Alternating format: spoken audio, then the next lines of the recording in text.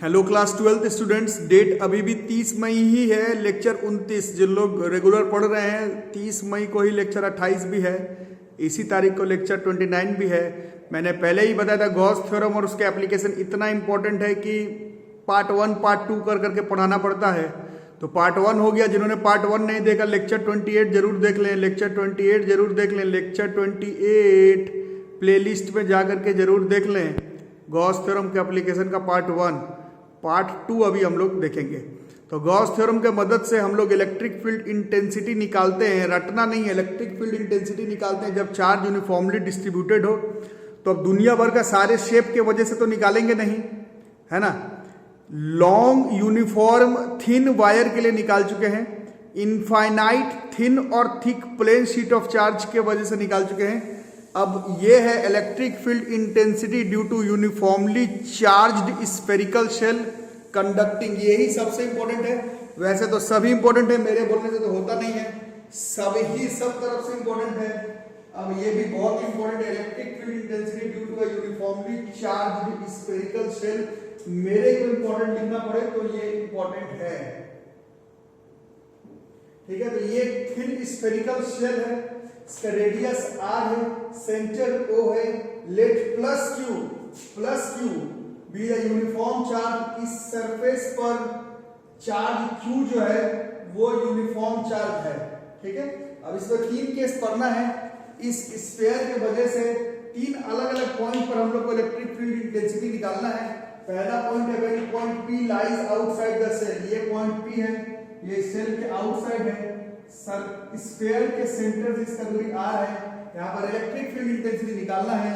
जो लोग regular class कर रहे हैं, बहानाबाजी लगा रहे हैं उन लोग के लिए नहीं। जो लोग रेगुलर क्लास कर रहे हैं, इलेक्ट्रिक फील्ड इंटेंसिटी निकालने के लिए आपको गॉस थ्योरम लगाना है। और गॉस थ्योरम के लिए Gaussian surface, what we need is a Gaussian closed surface.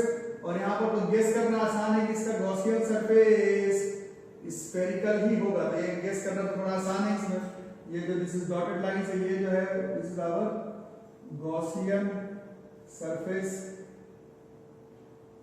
ठीक है। और तरीका वही है, इस पूरे गॉसियन सरफेस S ले लेते हैं। यहाँ पर एक छोटा सा एरिया कंसीडर करते हैं, दिस इज ds का एरिया वेक्टर, इसे सामने की तरफ दिस इज ds वेक्टर। और यहाँ पर अगर +1 यूनिट पॉजिटिव प्रेशर पुट कर देंगे तो ये positive positive positive positive positive positive repel कर देगा। इसका इलेक्ट्रिक फील्ड का डायरेक्शन भी इस तरफ ही आएगा। और ये इस पूरे इसके आउटसाइड में सेल पर कहीं पर भी हो सकता था। तो यहाँ पर एट पॉइंट P पर d फ्लक्स अगर निकालें, d flux this is E dot ds, angle 0 ही डिग्री आ रहा है, this is E ds cos 0, है ना। तो d फ्लक्स से फ्लक्स, d फ्लक्स बराबर E डॉट ds आ रहा है। d फ्लक्स से फ्लक्स चाहिए, d फ्लक्स से फ्लक्स, तो what we need is integration E uniform आएगा गॉसियन सरफेस। मानते ही इस तरह से है कि हर पॉइंट पर इलेक्ट्रिक फील्ड इंटेंसिटी यूनिफॉर्म है, यूनिफॉर्म आएगा। और इस बार ds का इंटीग्रेशन करेंगे तो this flux total this is E into S, this flux total, ये सरफेस एरिया स्फीयर का सरफेस एरिया इज 4 पाई इस गॉसियन सरफेस का r, this is r square. अब हम लोग गॉस थ्योरम को इंडल्ज कर लेते हैं। गॉस थ्योरम कहता है फ्लक्स बराबर q inside upon epsilon nought. So this is q inside upon epsilon nought. So what we can say is E into 4 pi r square is equal to q inside upon epsilon nought, ठीक है। जिससे कि हम लोग ऐसा कह सकते हैं this is q by 4 pi epsilon not into r square, ठीक है। ये हो गया। और जो लोग थोड़ा सा एनालाइज करेंगे, ये आया electric field intensity point P पर आउटसाइड पर, है ना। इस पर चार्ज यूनिफॉर्मली डिस्ट्रीब्यूटेड था, but due to isolated point charge का इलेक्ट्रिक फील्ड इंटेंसिटी का भी यही वैल्यू था 1/4 pi epsilon q by r square.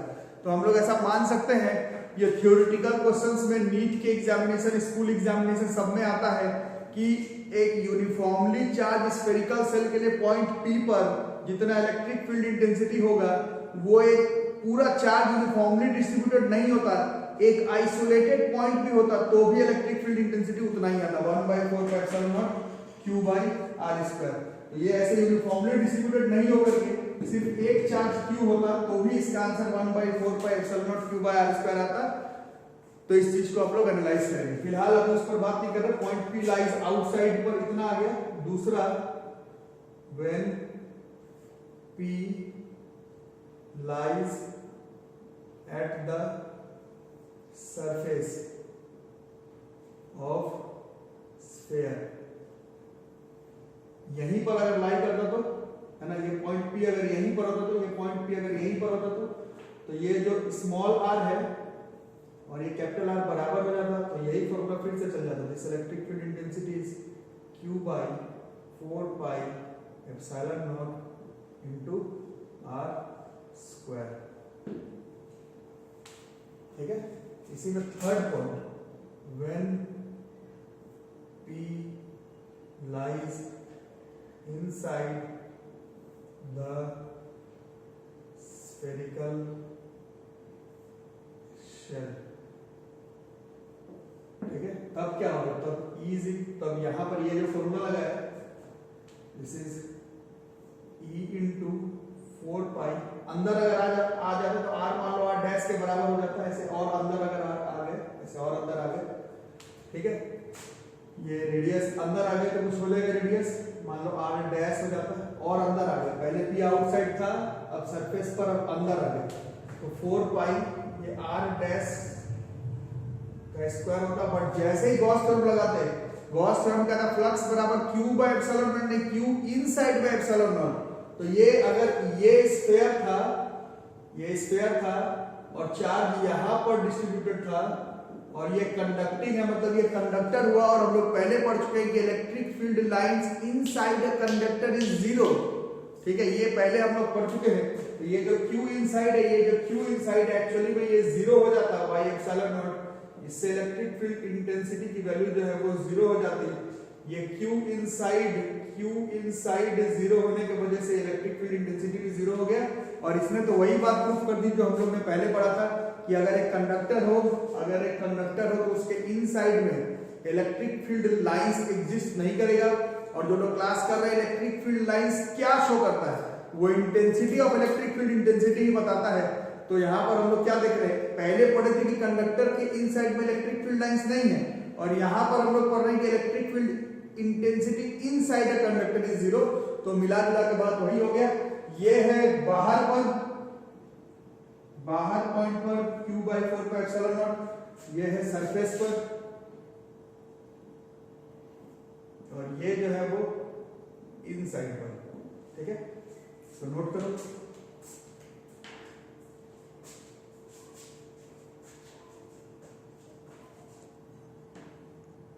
ठीक है। नोट करने के बाद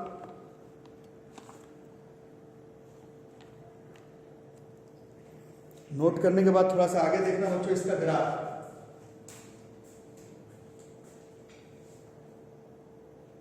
all entrance examination plus board के एग्जामिनेशन सब में ये वाला ग्राफ, इसमें इलेक्ट्रिक फील्ड इंटेंसिटी और R के बीच का graph, electric field intensity as a function of R, और R क्या है, R तो ज्यादा गहरा नहीं है, R is distance from the centre of the sphere, ठीक है।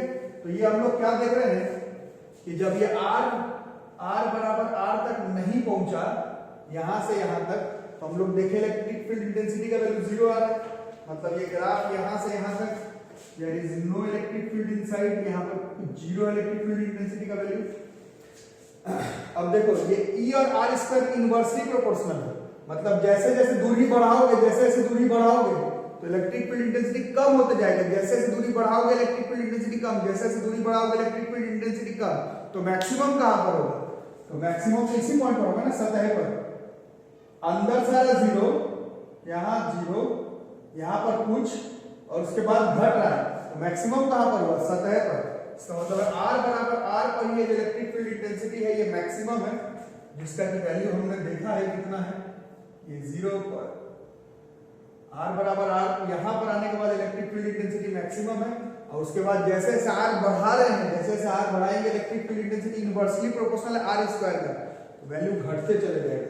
तो यहाँ तक 0, यहाँ पर मैक्सिमम, और उसके बाद ये ग्राफ ऐसे है, यहाँ पर 0 है, यहाँ पर मैक्सिमम है, और यहाँ पर E जो है वो R स्क्वायर के इनवर्सली प्रोपोर्शनल है। मेजर ग्राफ हर तरह की परीक्षा में पहले पूछा जा चुका है, हर तरह के एग्जाम में पहले ये ग्राफ, ये प्रूफिंग, ये कॉन्सेप्ट, ये थ्योरी, ये एनालिसिस पूछा जा चुका है। इसको नोट करके रखो।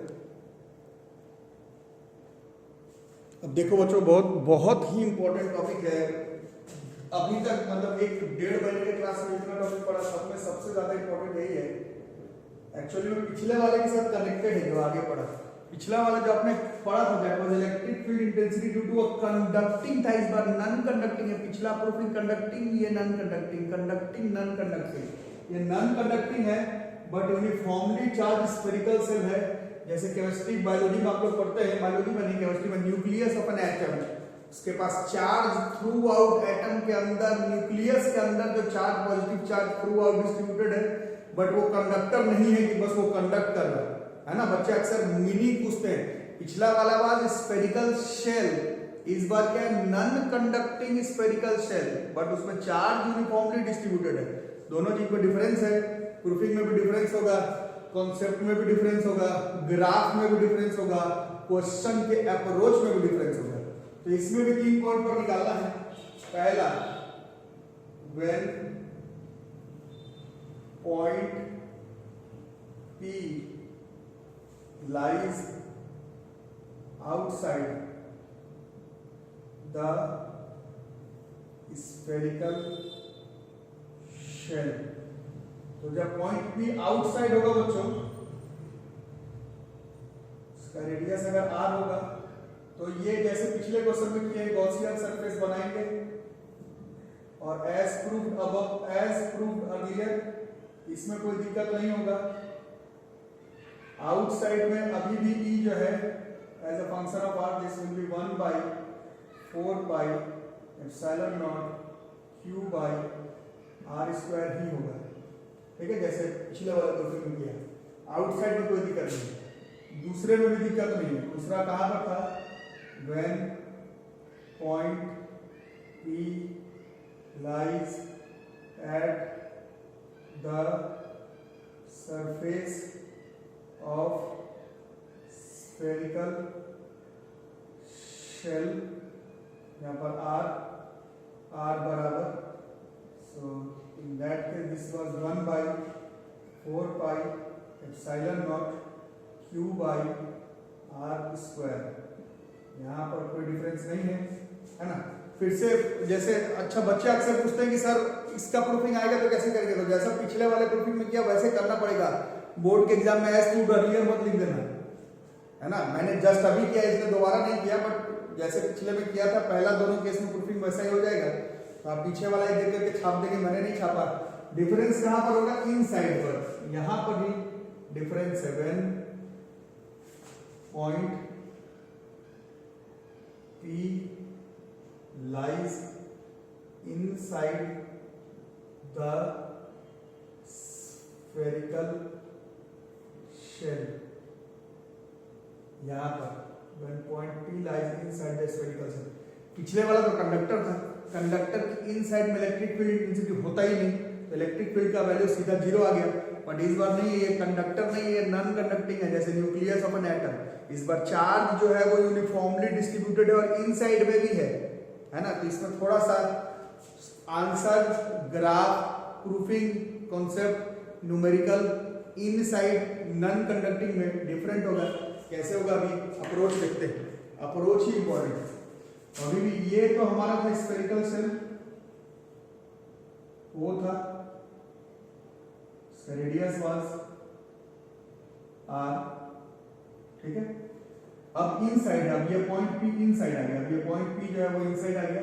इनसाइड है तो यहाँ पर हम लोगों को क्या करना पड़ेगा बच्चों, यहाँ पर चार्ज था,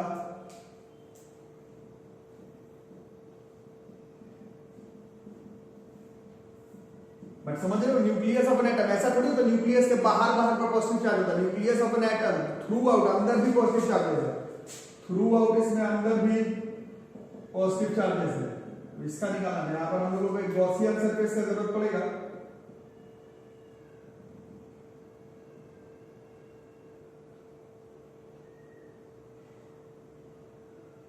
ये ले लिया गॉसियन सरफेस, ये पॉइंट पी का दूरी,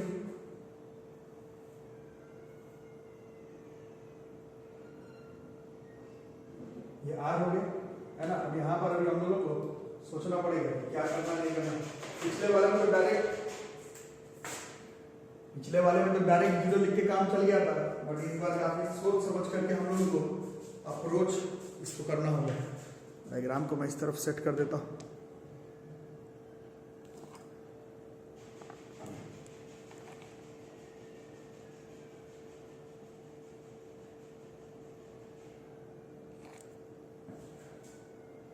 तो सबसे पहले चार्ज कितना था, क्यू, पूरे पर क्यू था, अंदर भी आओगे तो क्यू ही होगा यार, कम हो जाएगा, कितना होगा वो देखते हैं। तो इस पर जो चार्ज होता है क्यू डैश कम हो जाता है। पूरे पर अगर क्यू है, अंदर आ रहा है, तो इतने में से अगर एक बॉल है उस पूरे पर क्यू है, तो उस बॉल के अंदर इतना सा बॉल निकालेंगे तो चार्ज क्यू थोड़ी होगा। पूरे बॉल पर 100 कूलम चार्ज, थोड़ा सा बॉल निकालेंगे तो 5-7 ही ना होगा, कम हो जाएगा चार्ज पर। क्यू डैश निकालना पड़ेगा, ठीक है। तो सिग्मा था भैया, सिग्मा था volume charge density. Volume charge density मतलब वॉल्यूम चार्ज डेंसिटी मतलब charge acting per unit volume. Charge acting per unit volume को नए वाले वॉल्यूम के साथ मल्टीप्लाई कर दो, 4/3 पाई आर क्यूब, कितना होगा?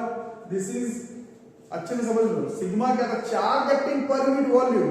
Charge acting per unit volume को वॉल्यूम से मल्टीप्लाई करके तो चार्ज आएगा ना। Charge acting per unit volume गुना वॉल्यूम तो charge acting per unit volume गुना वॉल्यूम तो charge acting per unit volume गुना वॉल्यूम तो चार्ज, है ना। तो charge acting per unit volume गुना जितने का वॉल्यूम, तो ये छोटे वाले का वॉल्यूम कितना होगा स्क्वायर का, 4/3 पाई आर क्यूब, तो बराबर चार्ज। तो ये कौन सा चार्ज होगा, तो ये कम वाला जो चार्ज है, पूरे का क्यू है तो अंदर वाले का क्यू डैश हो जाएगा। This is sigma into 4/3 into pi R cube, ठीक है। So this Q dash is sigma कितना था, charge acting per unit volume, तो पूरा चार्ज था Q by per unit volume was 4/3 pi into पूरे का वॉल्यूम वाज, इसका रेडियस आर था, 4/3 pi R cube into this is 4/3 pi R cube. So this 4/3 pi gets cancelled। तो नया वाला जो चार्ज है वो एक्चुअल वाला charge into small R cube by capital R cube, इतना होगा, ठीक है। यहां तक नोट कर लो।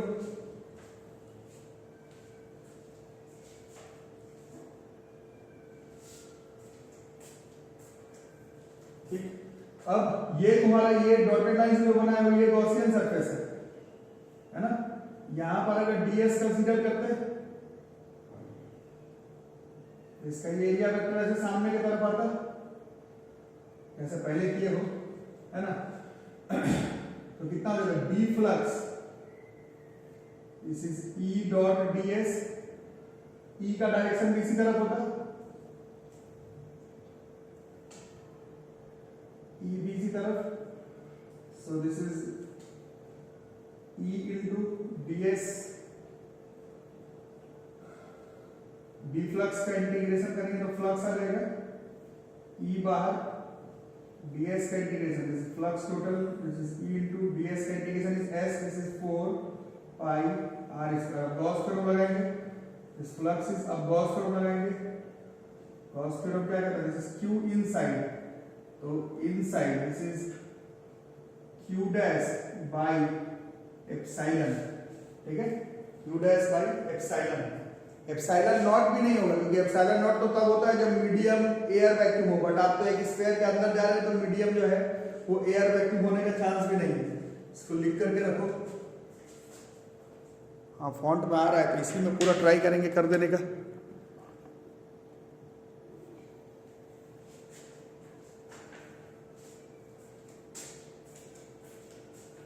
कितना हो जाएगा E into 4πr² is equal to, r नहीं था शायद, इसका रेडियस हमने माना था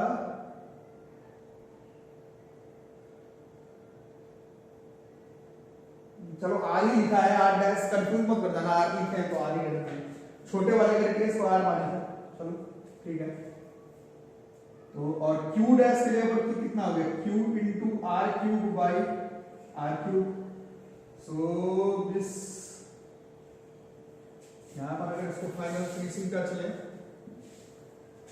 तो ये r² से कट गया, so this E comes out to be QR by r³ into 4π, ठीक है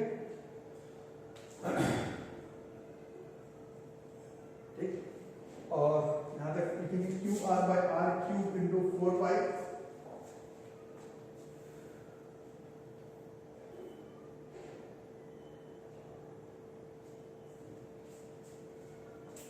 और Q कितना था, इस वाज रो बराबर था ना Q बाई वॉल्यूम था,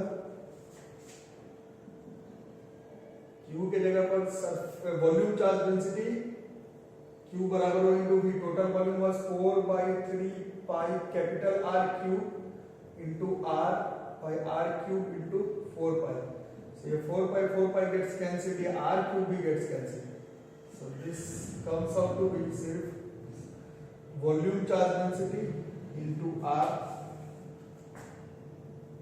बाई 3 एप्सिलॉन नॉट के ऊपर छूट गया नहीं, दिस वाज एप्सिलॉन था यहाँ पर, एप्सिलॉन E और एप्सिलॉन पर कंफ्यूज मत करना, यहाँ पर एप्सिलॉन बच रहा, एप्सिलॉन नॉट नहीं बचेगा क्योंकि मीडियम ऑफ एयर नहीं है, आप अंदर है स्फीयर के अंदर है, स्फीयर के अंदर है, स्फीयर के अंदर है, तो एप्सिलॉन नॉट नहीं होकर के एप्सिलॉन लिख रहे हैं, तो इन साइड पर ये हो जाएगा, इन साइड पर इलेक्ट्रिक फील्ड इंटेंसिटीज रो r बाय 3 एप्सिलॉन, इसमें ये कांस्टेंट है, ये कांस्टेंट है, ये कांस्टेंट है, इस बार ये जो E है वो डायरेक्टली प्रोपोर्शनल हो जा रहा है r के, पिछले वाले केस में इन साइड पर सीधा 0 था, पिछले वाले केस में इन साइड पर 0 था, पिछले वाले केस में इन साइड पर 0 था, इस बार इन साइड पे ही r के डायरेक्टली प्रोपोर्शनल हो जा रहा है, ठीक है। बेसिकली कुछ नहीं करना है, इतना कंफ्यूजन नहीं करना है, इतना कंफ्यूज नहीं, बेसिक बात यह है कि पिछले वाले में इन साइड पे 0 था, इस बार इन साइड पे 0 नहीं होगा क्योंकि Q का वैल्यू इन साइड पे 0 नहीं होगा, Q का वैल्यू कैसे निकालेंगे, तो Q का value rho that is volume charge density गुना जितने का वॉल्यूम, उसके बाद तो कुछ खास काम है नहीं, आप लोग खुद भी कर सकते हैं। पिछले वाले में कंडक्टिंग में इन साइड पे 0 था, नॉन कंडक्टिंग में इन साइड पे 0 नहीं होगा, सिर्फ प्रूफिंग का बात नहीं कर रहा, सिर्फ प्रूफिंग का बात नहीं कर रहा, सिर्फ प्रूफिंग का बात नहीं कर रहा, सिर्फ प्रूफिंग का बात नहीं कर रहा, मेंस एडवांस नीट का क्वेश्चन में भी इसी अप्रोच से आपको बनाना पड़ेगा। फिलहाल अगर इसका ही अगर ग्राफ का बात करें, इसका ही अगर ग्राफ का बात करें, सब तरह के एंट्रेंस एग्जामिनेशन, सब तरह के एंट्रेंस एग्जामिनेशन प्लस बोर्ड के एग्जामिनेशन में पूछा जा चुका है। जिन बच्चों का जेईई नीट नजदीक में थोड़ा देख करके करना है कि कंडक्टिंग का पूछा है कि नॉन कंडक्टिंग का, electric field intensity as a function of r, और r रेडियस नहीं है ना, r is distance from the centre of the sphere, हम लोग देख रहे हैं r बराबर r, ठीक है।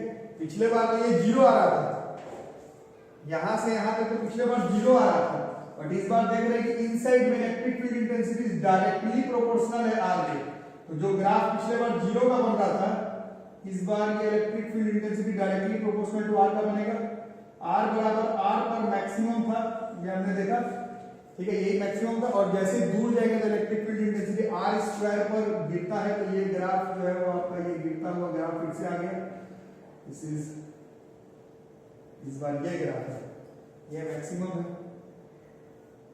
यहाँ पर इस तरह से, तो ये अप्रोच है। सिर्फ प्रूफिंग ग्राफ के चक्कर में मत रहिएगा, क्वेश्चन भी मेंस एडवांस नीट का इसी तरीके से अप्रोच आपको करना है। तो गॉस थ्योरम का 2 पार्ट हो गया, अभी भी सारा नहीं हुआ, एक और पार्ट होगा, तब जाकर के एप्लीकेशन ऑफ गॉस थ्योरम खत्म हो जाएगा। एक क्लास में ऐसे सब मेजर न्यूमेरिकल तो अपन कर चुके हैं, ये सब दीज आर नॉट न्यूमेरिकल, समझ ही रहे, सब तो प्रूफिंग है। मेजर न्यूमेरिकल तो लेक्चर 27 में मैंने न्यूमेरिकल बताया था गॉस थ्योरम का, हर बुक में आपको वही 5 क्वेश्चन ही मिलेगा गॉस थ्योरम का, तो न्यूमेरिकल अब उतना नहीं बचा गॉस थ्योरम का। Topic, concept, graph, electric field intensity, approach, इस तरह का करना है, 2 पार्ट हो चुका है। ये सेकंड पार्ट है, मोस्ट इंपॉर्टेंट टॉपिक है boards, JEE mains, advance, NEET के एग्जामिनेशन के लिए। It's a very important topic, यहीं तक रहेगा। वीडियो अगर समझ में आ रहा हो तो वीडियो को लाइक, तुम लोग करना भूल जाते हो यार, वीडियो देखते हो वीडियो को लाइक भी किया करो और कमेंट किया करो, चैनल को सब्सक्राइब कर दो, फ्रेंड्स जिनको ज़रूरत है उनको शेयर कर दो, और जो लोग पेमेंट कर रहे हैं ऑनलाइन मोड पर, पेमेंट करने के बाद स्क्रीनशॉट मेरे व्हाट्सएप नंबर पर भेज दें। जो ऑफलाइन पेमेंट कर रहे हैं ऑफलाइन पेमेंट कर दें। अब आपका सिलेबस हम लोग बोल सकते हैं कि काफ़ी आगे पहुंच चुका है, अब उतना मुसीबत मेरे ख्याल से नहीं होना चाहिए। ठीक है, we are quite ahead of our syllabus. ठीक है, थैंक यू।